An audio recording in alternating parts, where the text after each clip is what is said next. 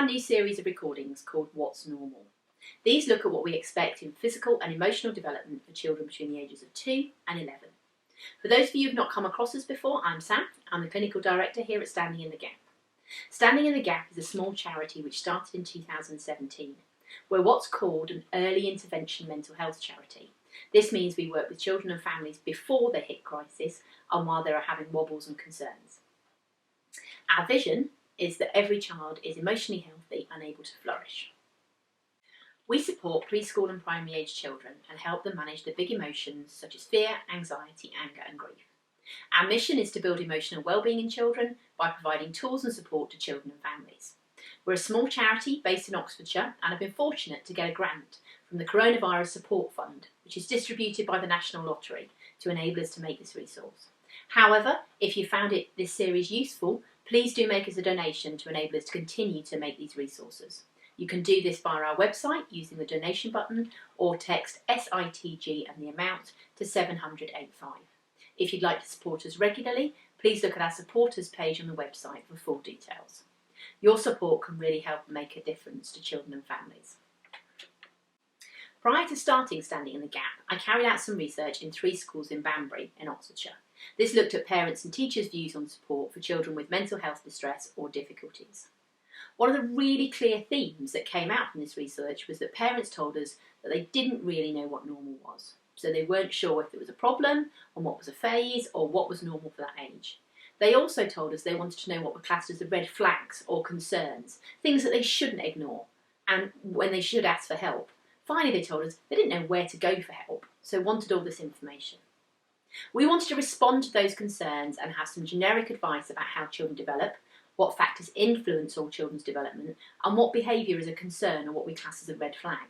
We also wanted to give some really clear information on where to get help. Following on from this, we will look at the children from the ages of 2 to 11 individually and see what's going on, looking at their physical and emotional development and what is normal for that specific age. And at the end of each, I have a section on what can help and actually help with their development.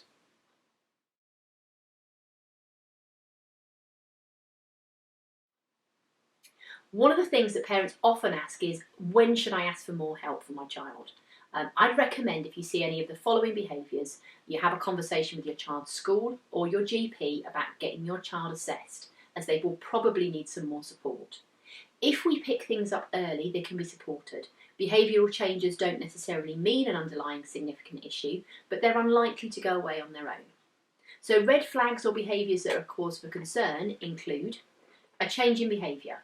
A normal, happy child becomes withdrawn, quiet, tearful, or you see changes in sleeping habits. A regression in behaviour, so losing a skill that they've already achieved or mastered. This could be they started wetting the bed, or being wet during the day, they're not sleeping, or they're showing less self-care activities than they were before. In school-age children, some of our concerns include appearing low or disinterested, a lack of interest in normal activities or withdrawing from activities they've previously enjoyed can be a concern. Expressing negative views about themselves constantly, not just the situational reaction of, oh, I'm such an idiot, I can't do your maths homework or don't understand things, but instead you're seeing regular negative views about themselves. Any expressions of not wanting to live or carry on living should be classed as a concern. A significant change in weight, either that's a gain or a loss, are a concern. Any obsessions around what they eat, where or how they need to keep clean, bringing in repetitive routines or very fixed routines can be a concern. Any self-destructive behaviours that aren't a one-off in temper, so things like headbanging, scratching themselves, pulling their hair or harming themselves physically, can be a concern. Also, anything as parents that worries you, that you're concerned about, that you need to have a conversation with a professional.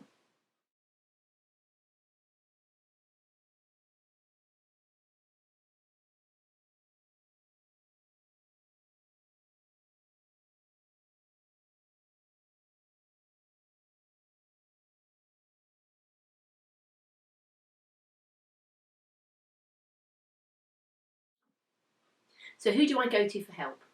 If your child is under 5, you can contact your health visitor. If they're at primary school, contact your school health nurse. Both can help support you in your child's development. Here at Standing in the Gap, we're in the process of applying for grants to be able to support more families one-to-one. So please do check out our website and see where we are at and what support we are able to offer. Please try not to Google concerns, as child mental health issues are complex and need to be properly assessed and managed. Also, on the other extreme, don't ignore it. If you're seeing some of the concerns mentioned above, please do ask for help. The earlier you get the help, the better it is for you and your child. We all want children to be able to be emotionally healthy and able to flourish. So how do children develop? Just before we go into the age-specific development, I want to look at a few key issues that impact all children. What we need to remember is children do develop at different rates to each other, so try not to compare. Not all 3-year-olds or all 8-year-olds behave the same. Factors other than development have an impact, as we'll look at in a moment. However, all children do go through development stages, and you learn the basic skills and then build on the more advanced skills. And generally these skills develop in the same order, as each skill builds on the next. So children develop primarily physically, emotionally and socially. A delay in one area can cause a delay in another area. So for example, if there's a delay in language skills, this often impacts the behaviour as the child struggles to communicate and have the big feelings that they're having. The environment a child is in has a huge impact on them. Are they getting age-appropriate stimulation with toys, books, interaction with others? Are their basic needs being met? Do they feel safe and loved? Are there any concerns about physical or emotional neglect? Or any significant conflicts within the house that's going on? As all of these have an impact on the environment the child is in and also on the development. It's a little bit like growing a plant. If you give it enough light, water and the right soil, it flourishes. If you don't, the plant's growth is stunted. Children are the same. They need a good environment to be able to flourish physically and emotionally. Birth order also affects, same as with environment, where the child fits within your family has an impact on their development. Are they the eldest and independent, wanting to be grown up? Or are they the youngest, the baby, the one who everybody helps and does things for? Often these family roles stick with us throughout life. Temperament also has an impact on how children respond and react to situations. If you've ever wondered why you can have two children that are so different, do watch our temperament video, available on the Understanding Your Child part of our website. And there's lots of tips there that can be really helpful in managing children slightly different due to their temperament traits. Another aspect is brain development. We know that by the age of 3, your child's brain is 90% of its adult size. However, there's so much to learn and so much development. We know that brain development can take between 25 to 30 years to grow a fully functioning adult brain. We know our brains grow significantly at 2 specific times. First 3 years and again during the teenage years. And during these times, the brain soaks up lots of information and makes millions of new brain connections.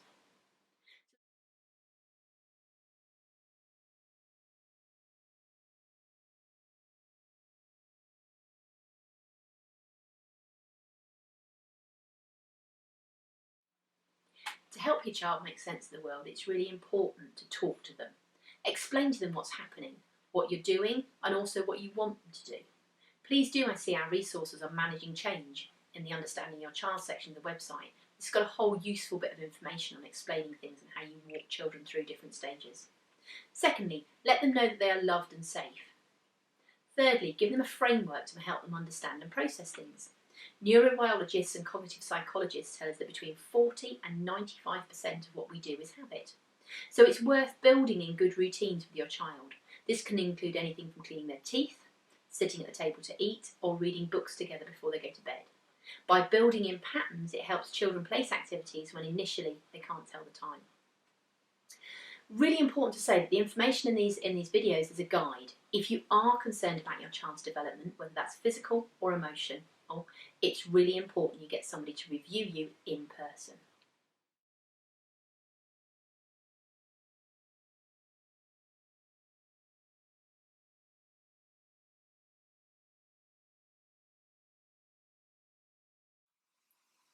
So in summary, for this first bit, what we've looked at is what behaviours are red flags and need further assessment and shouldn't be ignored. We've looked at where you can go and get help from. We've also looked at what factors affect all children's development. So we said that they're building blocks, one part to another. A delay in one area impacts another area. Environment has an impact, temperament has an impact, and brain development has an impact. We're now going to move on to look at the specific age and consider what's normal physical development, what's normal emotional development, and also what we can do to support development. 6-year-olds. 6-year-olds are curious and developing their own interests. They're growing towards reading and writing independently, putting words and ideas on paper, and often use quite inventive spellings. When we look at their physical development, 6-year-olds are gaining strength and ability. They can hop easily with good balance, they can skip in time to music, alternating their feet. They can ride a 2-wheeled bike, normally using stabilisers at first, but maybe starting to lose the stabilisers. They can throw and catch a ball accurately. They should be able to write their last name as well as their first name and may begin to write simple stories. They're starting to think in a more coordinated way and can hold more than one point of view. They can pronounce the majority of sounds in their first language. They can hold long conversations with an adult or another child, naturally understanding that they're taking it in turns and speaking and listening. They play with or cooperatively with other children, as opposed to beside children when they were younger. 90% of 6-year-olds tend to be dry during the night, however 10% aren't, and this can be a source of much anxiety and frustration for both children and parents. If you're concerned or struggling with either being wet or dirty, do look at the ERIC website and our resources tab on the website for some fantastic up-to-date information on managing any toileting concerns. Sleep-wise, 6-year-olds need about 10.5 to 11 hours of sleep. So if they're waking up at 6:30 in the morning, they need to be asleep and not just in bed between 7:30 and 8 p.m. at night.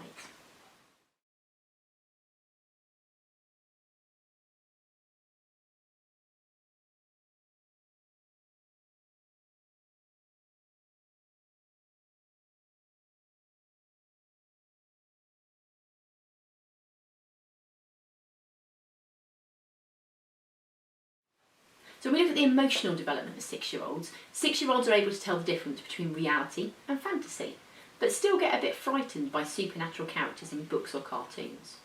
They alternate between wanting stories read to them and reading books themselves. They can start carrying out simple tasks like hanging up clothes and tidying the contents of their drawers. And they choose their friends because of their personality and their interests. They start to understand big feelings, and actually explaining feelings and using different words can be very helpful.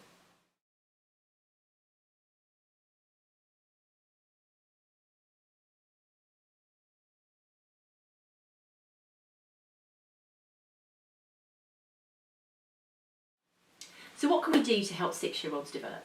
We can provide some opportunities for vigorous exercise, encouraging them to try new sports and activities. We can encourage writing skills by giving them lots of examples of things that are written down, like lists, recipes, letters, and encourage them to write simple lists with you if you're going to the shops. Play memory games like pairs or dominoes, or put 4 or 5 items on a tray, have your child close their eyes, remove an item, and then ask your child which object is missing. Take it in turns to name the missing objects. Play 20 questions, where you think of an animal and let your child ask 20 yes or no questions to work out what animal you're thinking about. You can do this the same idea with food, toys, people, all sorts of different things. Encourage them to sort or match objects, but according to the more abstract things such as sweetness or preferred colour. Create a warm, supportive atmosphere when reading stories and talk about and around the story that you're reading.